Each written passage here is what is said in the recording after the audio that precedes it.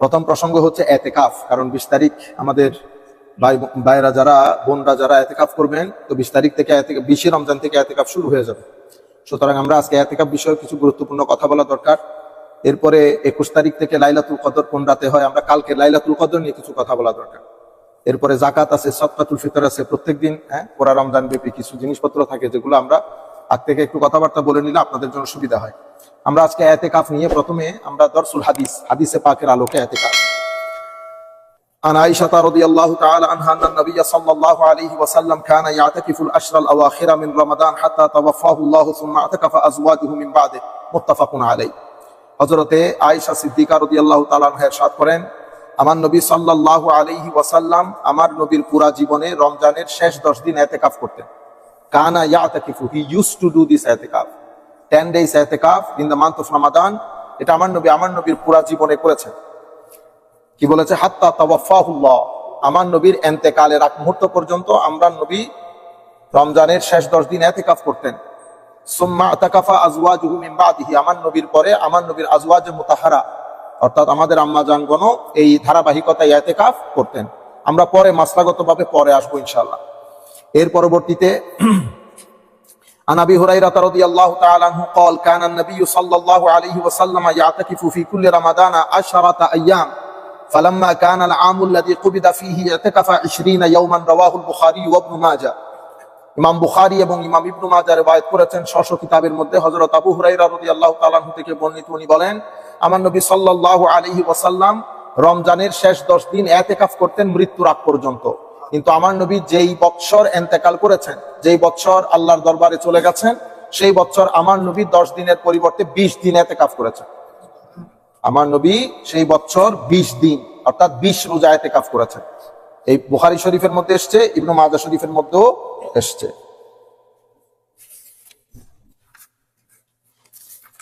عن ابن عمر رضي الله تعالى عنهما أن عمر سأل النبي صلى الله عليه وسلم قال كنت نذرت في الجاهلية أن أعتكف ليلة في المسجد الحرام قال فأوفي بنذري متفق عليه। ইমাম বুখারী ইমাম মুসলিম স্বশ কিতাবের মধ্যে বর্ণনা করছেন হযরতে আব্দুল্লাহ ইবনে ওমর রাদিয়াল্লাহু তাআলা আনহু থেকে বর্ণিত, উনি বলেন, আমার পিতা হযরতে ওমর রাদিয়াল্লাহু তাআলা আনহু আল্লাহর নবীকে জিজ্ঞাসা করেছেন, ইয়া রাসূলুল্লাহ, আমি জাহেলি যুগে মান্নত করেছি একদিন কাবা ঘরের ভিতরে ইতিকাফ করার জন্য। আমি জাহেলি যুগে মান্নত করেছি কাবা ঘরের ভিতরে একদিন ইতিকাফ করার জন্য। আমার নবী বলতেছেন, আপনি আপনার মান্নতকে কি করেন? পূর্ণ করেন, একদিন অবশ্যই ইতিকাফ করবেন। আমরা একটু মাসলা গতভাবে আসবো 10 মিনিট, তখন আপনারা বুঝবেন পুরো বিষয়টা। এর পরবর্তীতে আন আয়েশা রাদিয়াল্লাহু তাআলা আনহা ক্বালাত, হযরত আয়েশা সিদ্দিকা বলছেন, কানা নবী সাল্লাল্লাহু আলাইহি ওয়াসাল্লাম ইয়ামুরুল মারিদা ওয়া হুয়া মু'তাকিফ ফায়ামুরু কামা হুয়া ওয়া লা ইউআররিজু ইয়াসআলু আনহু রাওয়াহু আবু দাউদ।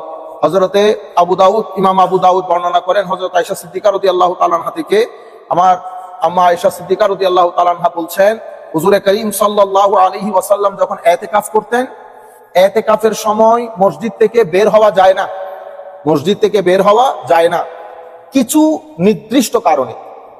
সেই কারণের মধ্যে একটা কারণ হচ্ছে কোনো খাস মারিদ, অসুস্থ ব্যক্তি যদি থাকে, তাকে কি করা? ইআদত করা, তাকে দেখতে যাওয়া। তবে দেখতে গিয়ে একেবারে চেয়ারে বসে ঘন্টার পর ঘন্টা কথা বললাম সেরকম না, আপনি দেখবেন, দেখে টুস করে চলে আসবেন। হযরত আয়েশা সিদ্দিকা রাদিয়াল্লাহু তাআলা আনহা বলছেন, আমার নবী সাল্লাল্লাহু আলাইহি ওয়াসাল্লাম ইতিকাফ অবস্থায় রুগ্ন ব্যক্তিকে দেখতে গেলে হাঁটতে হাঁটতে কথা বলতে বলতে চলে আসতেন, দাঁড়াতেন না ওখানে, হাঁটতে হাঁটতে বাস একটু হালত জিজ্ঞেস করে আমার নবী বের হয়ে যেতেন। হায় হায়। আন ইবনে ওমর রাদিয়াল্লাহু তাআলা আনহুমা আন নবী সাল্লাল্লাহু আলাইহি ওয়াসাল্লাম আন্নাহু কানা ইযা আতাকাফা তুবিহা লাহু ফিরাশুহু আও ইউদাউ লাহু সারিরুহু ওয়ারাআ উসতুওয়ানাতি তাওবা। হায় হায়। আমার নবী সাল্লাল্লাহু আলাইহি ওয়াসাল্লাম মসজিদে নববীতে ইতিকাফ করলে ওই যে একটা উস্তুনা আছে, এটাকে তওবার সুকুন বলে, সুকুনে তওবা, ওই তওবার পেছনে আমার নবী সাল্লাল্লাহু আলাইহি ওয়াসাল্লামের জন্য খাট অথবা মাদুর বিছিয়ে দিত আমার নবী ওখানে ঘুমানোর জন্য ইতিকাফের সময়। এরপরে আন ইবনে আব্বাস রাদিয়াল্লাহু আনহুমা আন্না রাসূলুল্লাহ সাল্লাল্লাহু আলাইহি ওয়াসাল্লাম ক্বালা ফিল মু'তাকিফ ওয়া ইয়া'তাকিফু যুনুব ওয়া ইউজরা লাহু মিনাল হাসানাতি কাআমিলিল হাসানাতি কুল্লিহা। হায় হায়।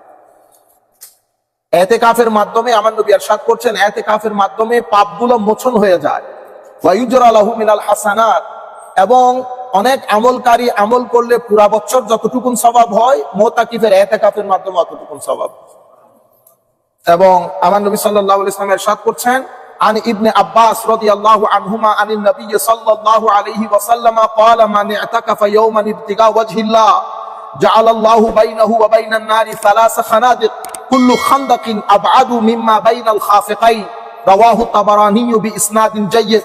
ইমাম তাবারানী জাইয়্যিদ সনদে বর্ণনা করছেন, হযরত আব্দুল্লাহ ইবনে আব্বাস রাদিয়াল্লাহু তাআলা বর্ণনাকারী হাদিসে আমার নবী ইরশাদ করেছেন, যেই ব্যক্তি একদিন আল্লাহর সন্তুষ্টি অর্জনের জন্য মসজিদের মধ্যে ইতিকাফ করবে, আমার আল্লাহ সেই ব্যক্তি এবং জাহান্নামের মাঝখানে তিনটা গর্ত খুঁড়ে দেবেন, যাতে জাহান্নাম থেকে দূরে থাকে। এক একটা গর্তের দূরত্ব আসমান আর জমিনের মাঝখানে যত দূরত্ব, এক একটা খন্দকের দূরত্ব অতটুকু। এভাবে তিনটা গর্ত আমার আল্লাহ জান্নাত এবং জাহান্নামের মাঝখানে করে দেবেন, যে ব্যক্তি একদিন আল্লাহর ঘরে আল্লাহর সন্তুষ্টি অর্জন করানোর্থে ইতিকাফ করে। আমার নবী ইরশাদ করেছেন, আন আলী ইবনে হুসাইন রাদিয়াল্লাহু আনহু আনিন নবী সাল্লাল্লাহু আন আবিহি قال قال رسول الله صلى الله عليه وسلم من اعتكف عشرا في رمضان كان كحجتين وعمرتين رواه الطبراني والبيهقي। ইমাম তাবরানী ইমাম বাইহাকি বর্ণনা করছেন, হযরত আলী যায়নুল আবেদিন রাদিয়াল্লাহু তাআলা আনহু ওনার আব্বাজান ইমাম হুসাইন রাদিয়াল্লাহু তাআলা আনহু থেকে, তিনি ওনার নানা ইরশাদ করছেন, মানে আমার নবী ইরশাদ করছেন, যেই ব্যক্তি রমজানের শেষ 10 দিন ইতিকাফ করবে, শেষ 10 দিন ইতিকাফের কারণে তার আমলনামার মধ্যে 2টা হজ এবং 2টা উমরার সওয়াব লেখা হবে। আলহামদুলিল্লাহ, আল্লাহ আমাদেরকে তৌফিক দান করুক। মাওলাই করিম, অনেক সময় আমাদের পক্ষে সম্ভব হয় না বিভিন্ন ব্যস্ততার কারণে।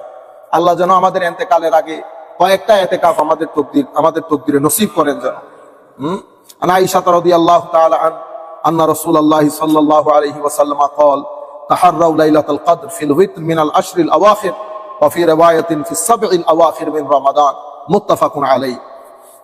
হযরত আয়েশা সিদ্দিকা রাদিয়াল্লাহু তাআলা আনহা বলছেন, লাইলাতুল কদরকে খোঁজার জন্য রমজানের শেষ 10 দিনের ভেজর রাতে, অথবা এই riwayতের মধ্যে এটাও আসছে রমজানের শেষ 7 দিনের ভেজর রাতে লাইলাতুল কদর নিয়ে আমরা কালকে আলোচনা করব। এই হচ্ছে হাদিসের আলোকে ইতিকাফ। এখন ইতিকাফের সামান্য টুকটাক কিছু হুকুম আহকাম যা জানা আমাদের জন্য অত্যন্ত জরুরি। ইতিকাফ কারা করতে পারবে? স্বাভাবিক, মুসলমান ছাড়া তো আর কেউ গায়রে মুসলিমদের এখানে আসবে না। মুসলমান হইতে হয়, সুস্থ হইতে হয়, ইতিকাফের জন্য নিয়ত করতে হয় এবং প্রাপ্তবয়স্ক হইতে হয়। আর ইতিকাফের জন্য মসজিদ হইতে হয়। পুরুষদের জন্য মসজিদ, আমার বোনদের জন্য, মাদের জন্য ঘরের যে কোনো একটা কামরা। তাইলে ইতিকাফের জন্য মুসলমান হইতে হয়, নিয়ত করতে হয়, এর পরবর্তীতে প্রাপ্তবয়স্ক হইতে হয়, মসজিদ হইতে হয়। হ্যাঁ, তারপরে হচ্ছে ইতিকাফ কয় প্রকার? ইতিকাফ 3 প্রকার। এগুলো আমরা মুখস্থ করে ফেললে আমাদের জন্য সুবিধা হয়, আপনারা বাইরে মানুষকে বলতে পারবেন। একটা হচ্ছে ইতিকাফ ওয়াজিব, আর একটা ইতিকাফ সুন্নাত, এটাকে আমরা আমাদের হানাফি মাযহাবের মধ্যে আমরা সুন্নতে মুআক্কাদা বলি। আর একটা ইতিকাফ, এটা মুস্তাহাব। তাইলে একটা ওয়াজিব আবশ্যকীয় কোনটা? যেটা আপনি মান্যত করেছেন, আমার এই কাজ যদি হয়ে যায়, যদি আমাদের সমাজে এগুলার প্রচলন নাই, এটা অনেক বড় বড় জিনিস। হ্যাঁ, তো অনেক আরব রাষ্ট্রের মধ্যে আছে জিনিসগুলো, আমাদের রাষ্ট্রে প্রচলন নাই। আমরা ইতিকাফের নিয়ত করে মান্যত করি না, আমরা এমনিতে ডোনেশন করি। তো এটাও মান্যত করে আপনি ইতিকাফ করতে পারবেন। ধরেন আপনার জীবনে বড় কোনো কিছু, হ্যাঁ, বিপদ আপদ, অনেক ধরনের ঘটনা ঘটে, তো আপনি যদি মান্যত করেন যে কোনো বড় কাজে, যে আমার এই কাজটা হয়ে গেলে আমি একদিন ইতিকাফ করব, তাহলে ওই মান্যতের ইতিকাফটা করা ওয়াজিব। এখন ওই ইতিকাফটা আপনি কতদিন করবেন, কতক্ষণ করবেন? তো হানাফি মাযহাবের মধ্যে ইতিকাফটা অবশ্যই একদিনের হতে হবে। কেন? কারণ ইতিকাফের মধ্যে রোজা আবশ্যক। তো রোজা একদিন না হইলে হবে না। সুতরাং আপনি রোজা অবস্থায় ইতিকাফ করবেন according to the school of Hanafi, school of Islamic law. আমাদের জন্য মান্যতের যে ইতিকাফ, সেটা করা ওয়াজিব। ওই হযরত ওমর বলেছিল না, হুজুর আমি জাহেলি যুগে মান্যত করেছি, কাবা ঘরের মধ্যে একদিন ইতিকাফ করব। আমার নবী বলেছেন ইতিকাফ পূর্ণ করো। ওই মান্যতের যে ইতিকাফ, সেটা করা ওয়াজিব। তো সেটার মানে কমসে কম ডিউরেশন কতটুকু? একদিন হতে হবে। কেন? কারণ আপনি ইতিকাফের সময় রোজা রাখতে হবে, সেই কারণে ইতিকাফের মিনিমাম ডিউরেশন হচ্ছে একদিন। এটা হচ্ছে ওয়াজিব ইতিকাফ। সুন্নতে মুআক্কাদা, কিন্তু সুন্নতে মুআক্কাদা আলাল কিফায়া, মানে রমজানের শেষ 10 দিন ইতিকাফ করা। তো হানাফি মাযহাবের মধ্যে এটাকে মুআক্কাদা বলে। কেন মুআক্কাদা? মানে মুআক্কাদা শব্দ তাকিদ থেকে, তাকিদ মানে এখানে একটা কম্পালশনের একটা বিষয় আছে, ইম্পারেটিভনেসের একটা বিষয় আছে, মানে করাটা জরুরি। আচ্ছা, কেন? কারণ আমার নবীর জীবনে এই জিনিসটা ছাড়েন নাই। যে জিনিসটা আমার নবী মাঝে মধ্যে ছাড়তেন, মাঝে মধ্যে করতেন, হানাফি মাযহাবের মধ্যে এটাকে সুন্নাতে জায়েদা বলে, এডিশনাল সুন্নাহ। আর যেটা আমার নবী সবসময় করতেন, বিশেষ কোনো কারণ ছাড়া ছাড়েন নাই, এটাকে সুন্নাতে মুআক্কাদা বলে। যেমন জোহরের পরের 2 রাকাত সুন্নাত আমরা পড়ি না। আমার নবী এক গ্রামের মধ্যে সালিশ করে, ট্রাইবের মধ্যে সালিশ করে এসে অনেক পরে নিজের এলাকায় এসে ওই 2 রাকাত সুন্নাতটা পড়েছে। এই জন্য মাযহাবে হানাফির মধ্যে এটাকে আমরা বলি সুন্নাতে মুআক্কাদা। এটা আবার আপনি অন্য মাযহাবের মধ্যে পাবেন না। অন্য মাযহাবের লোকের কাছে সব নফল, সব নফল। সুতরাং আপনি যদি বলেন আমিও পড়বো না, ওরা পড়ে না, সুন্দর হবে না, জিনিসটা না জানার বিষয়। আমাদের মাযহাবে হানাফির মধ্যে সুন্নতকে অনেক গুরুত্ব দেওয়া হয়, সেই কারণে এখানে ক্লাসিফিকেশন করা হয়েছে সুন্নতে, ঠিক আছে? তাহলে এটা সুন্নতে মুআক্কাদা। আবার এটা মুআক্কাদা আলাল কিফায়া, মানে 2-3 জন আদায় করলে সবার পক্ষ থেকে আদায় হয়ে যাবে। আর গ্রামের কেউ যদি আদায় না করে, সবাই এটার জন্য আল্লাহর দরবারে জবাবদিহিতা স্বীকার হইতে হবে। তাইলে এটা সুন্নতে মুআক্কাদা, রমজানের শেষ 10 দিন। আচ্ছা, তৃতীয় হচ্ছে এটা নফল বা মুস্তাহাব। এটা কিরকম? এটা হচ্ছে আপনি যখন মসজিদের মধ্যে ঢুকবেন, তো আমরা বলি না নামাইতুল ইতিকাফ, আমি ইতিকাফের নিয়তে ঢুকেছি। ইতিকাফের নিয়তে আপনি যতক্ষণ থাকবেন, ঠিক আছে, আপনি ইতিকাফের সওয়াব পাবেন। এই হচ্ছে ইতিকাফের প্রকারভেদ। আর আচ্ছা, একটা দুইটা জিনিস যেটা জানা খুব জরুরি। তাইলে আমরা ওয়াজিব ইতিকাফ, সুন্নত ইতিকাফ, নফল ইতিকাফ জানতে পারলাম, ঠিক আছে? ওই ইতিকাফের দরুন আমাদের ভাইরা যারা এখানে ইতিকাফ থাকবেন, আমাদের মা বোনরাও, আপনারা ঘরে গিয়ে এগুলা বলবেন, মা বোনরা ইতিকাফের সময়কালে আমাদের নিত্য নৈমিত্তিক যে কথাবার্তা, সেগুলা থেকে আমরা বিরত থাকব। যতদূর সম্ভব প্রয়োজনীয় কথাবার্তা ছাড়া আমরা কথাবার্তা বলবো না, কিন্তু বোবা হয়ে যাব না, বোবা হয়েও যাব না, অতিরিক্ত কথাবার্তাও বলবো না, বেশি বোবা হওয়া মাকরুহ, একদম কথাবার্তা না। হ্যাঁ, কেউ যদি সওয়াবের নিয়তে, যে মুখ খুলবো না, মুখ বন্ধ রাখা সওয়াব, এবং ভিতরে ভিতরে জিকির আজকার জারি রাখে, সেটা ভিন্ন জিনিস। আমি ন্যাচারালি এবং জেনারেলি বলতেছি যে আমরা কথা বলা থেকে বিরত থাকবো, টেলিফোন ইস্তেমাল করা থেকে বিরত থাকবো, নাম্বার 1। নাম্বার 2 হচ্ছে আমার প্রয়োজনের বাইরে, প্রয়োজন বলতে প্রয়োজন মানে এটা আপনি সেট আপ করবেন না কোনটা আপনার প্রয়োজন, কোনটা আপনার প্রয়োজন না। এখানে দুই ধরনের প্রয়োজনীয়তা আছে। একটা হচ্ছে ন্যাচারাল প্রয়োজন, আর একটা হচ্ছে শরীয়ী প্রয়োজন। ন্যাচারাল প্রয়োজন মানে এখন বাংলাদেশে ইতিকাফ করতেছেন, বাথরুম তো মসজিদের বাইরে, এটা ন্যাচারাল প্রয়োজন, বুঝতে পেরেছেন? আপনাকে বের হইতে হচ্ছে মসজিদ থেকে, এখানে সেটার প্রয়োজন পড়ছে না। আরেকটা হচ্ছে শরঈ উযর। শরঈ উযরের মধ্যে আপনি এমন একটা জায়গায় ইতিকাফ থেকে যান, এটা মসজিদ কিন্তু ওখানে জুমা হয় না, তো এটা শরঈ প্রয়োজন, আপনাকে বের হইতে হচ্ছে জুমা পড়ার জন্য। তাইলে আপনি বিশেষ প্রয়োজন বাদে আপনি মসজিদ থেকে বের হবেন না। আর যদি কোনো কারণে বের হতে হয়, অবশ্যই আলেমদের থেকে জিজ্ঞেস করে নেবেন। কিছু কারণে বের হওয়া যায়, যেমন রুগী দেখার জন্য, এটা বিশেষ প্রয়োজনে, কিন্তু আপনি ঢুকার সময় ওই নিয়ত করে ঢুকবেন যে জানাজা এবং রুগী আমি যদি হয় তাহলে বিশেষ প্রয়োজনে বের হব, ঠিক আছে? 2। এর পরবর্তীতে আপনাদের মধ্যে কেউ আছেন এখানে যারা ইতিকাফ করেন বাইং সেলিং এর সাথে জড়িত, গড় বেচা বিক্রি আছে, আপনি এক মাস তো আর না করে থাকতে পারবেন না।